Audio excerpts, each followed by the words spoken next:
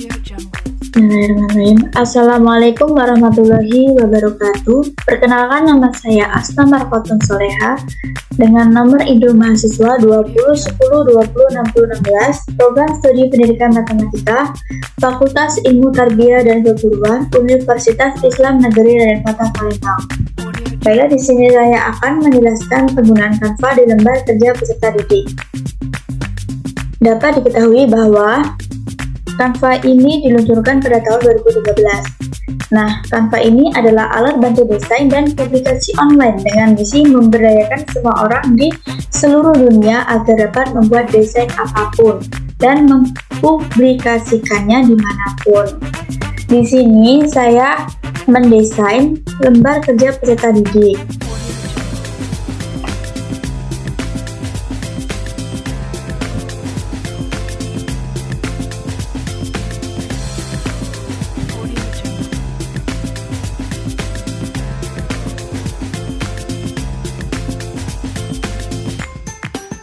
Dan di sini saya mengambil materi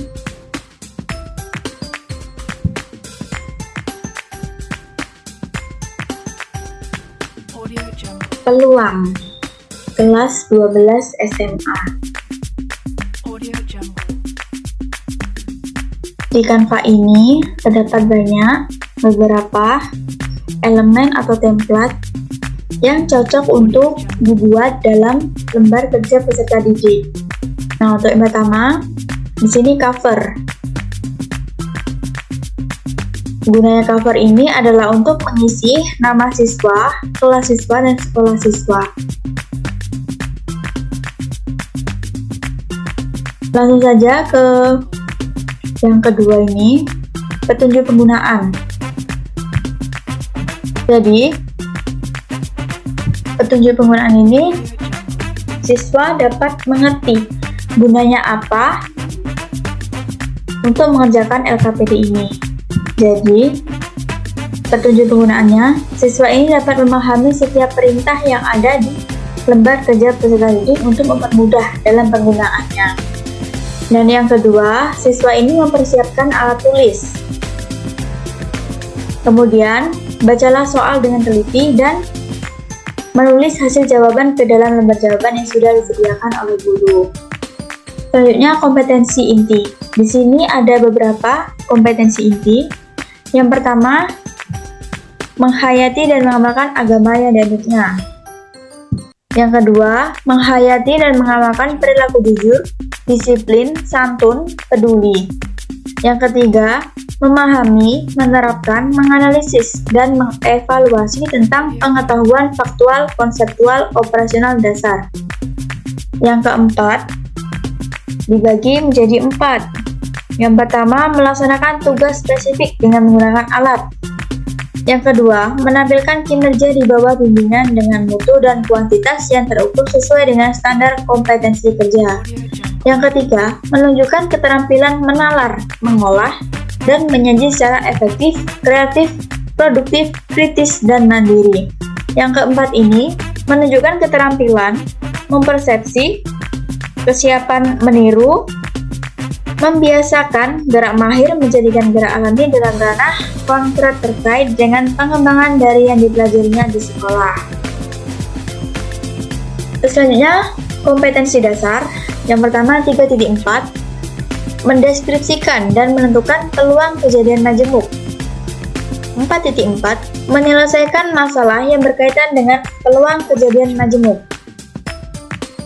Oke, lanjut ke tujuan pembelajaran. Tujuannya, yang pertama, peserta didik ini dapat menentukan titik sampel dari suatu percobaan. Yang kedua, peserta didik ini dapat menentukan ruang sampel. Dan yang terakhir, peserta didik dapat menentukan peluang empirik suatu kejadian. Langsung lanjut ke materi. Peluang suatu kejadian. Apa sih itu peluang suatu kejadian? Peluang suatu kejadian ini merupakan kemungkinan dari suatu kejadian. Dan di sini ada beberapa istilah-istilah yang berkaitan dengan peluang kejadian. Yang pertama, ruang sampel. Yang kedua, titik sampel. yang ketiga percobaan, yang keempat frekuensi, dan yang kelima frekuensi relatif. Di sini akan membahas istilah-istilah yang berkaitan dengan peluang kejadian. Yang pertama itu ruang sampel.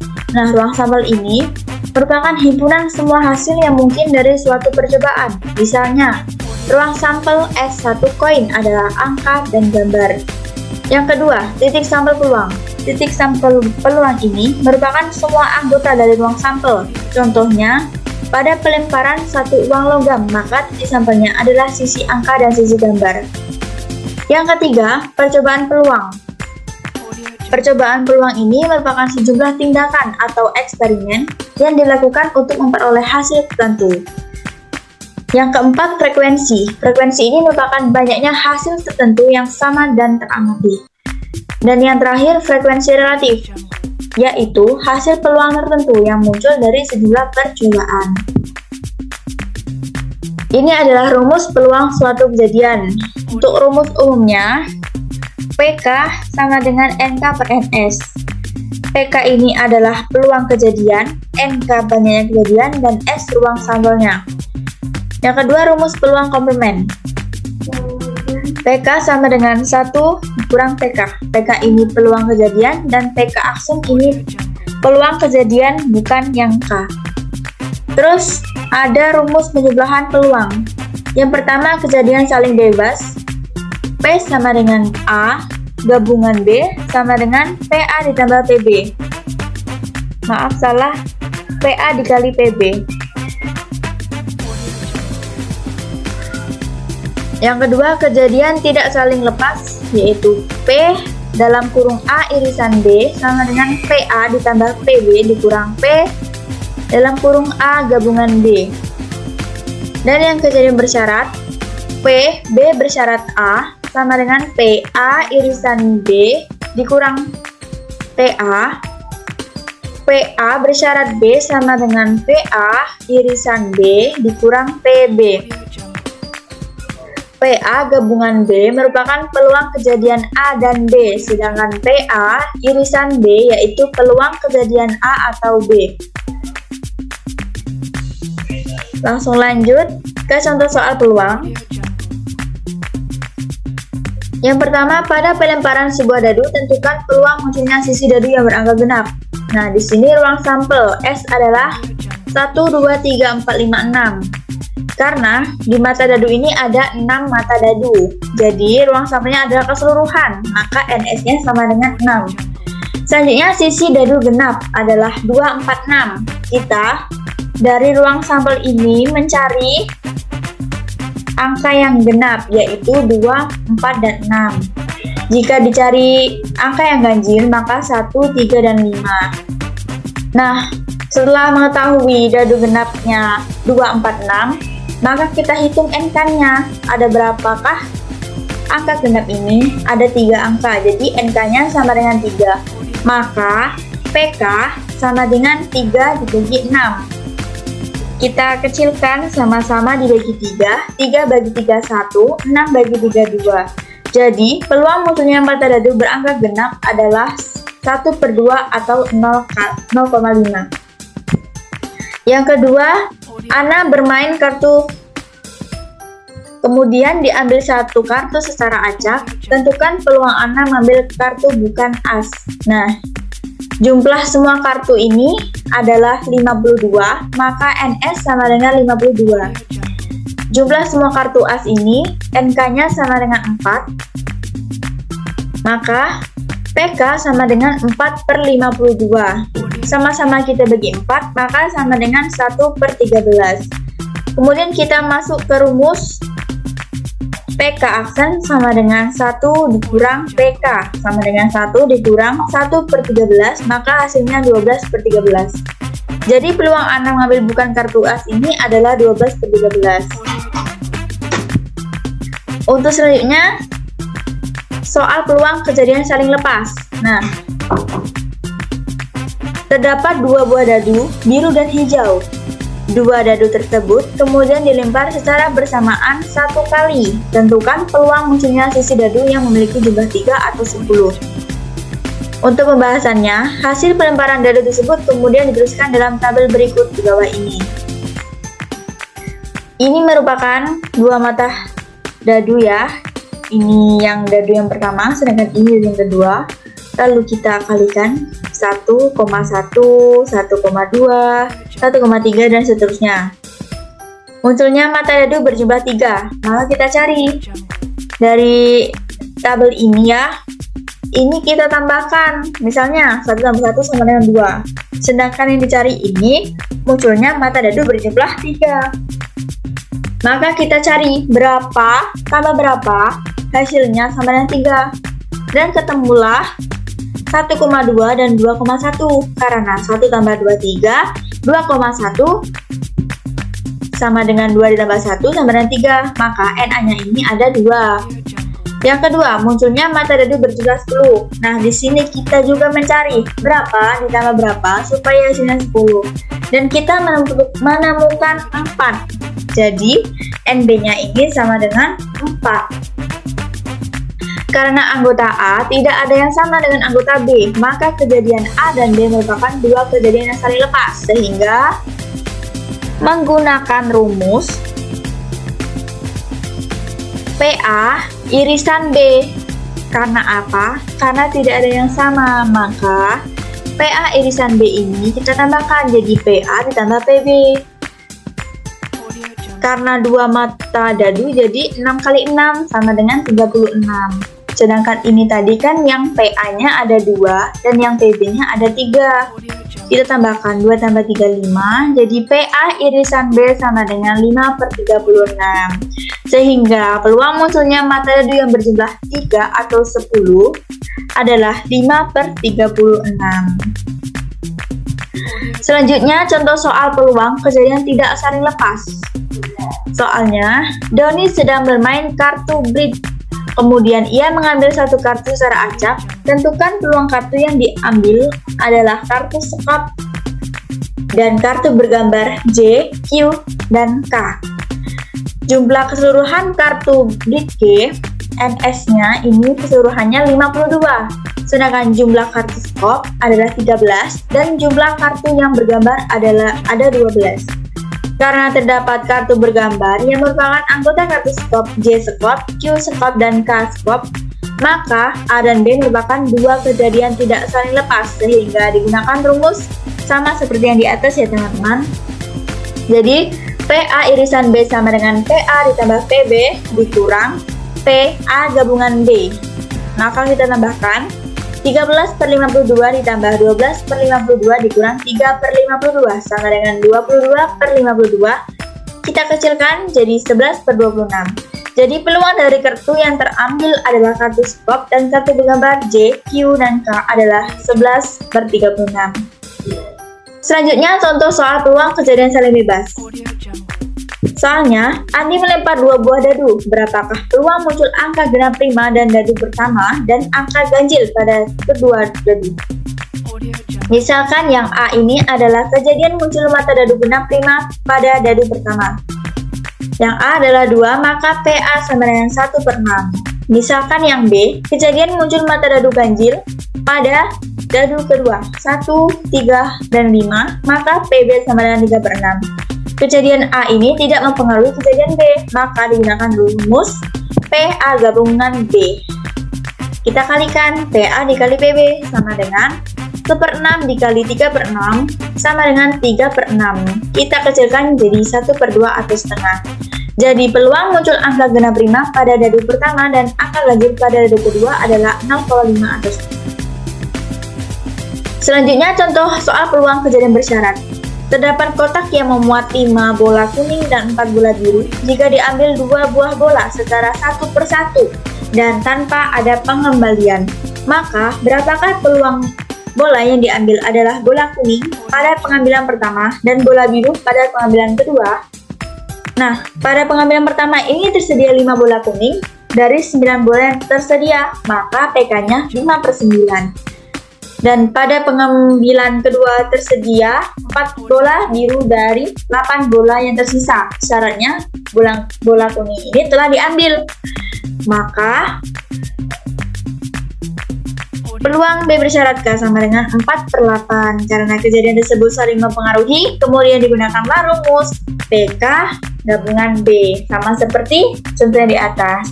Dan di sini bedanya untuk B-nya itu peluang B bersyarat K gitu. Jadi hasilnya 5/18. Nah, ini langsung ke soal latihan ya.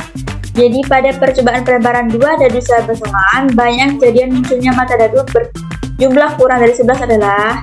Silakan menjawab ya teman-teman. Ini saya membuat 10 soal. Langsung saja kita scroll ya sampai bawah. Nah, ini ada link soal ya.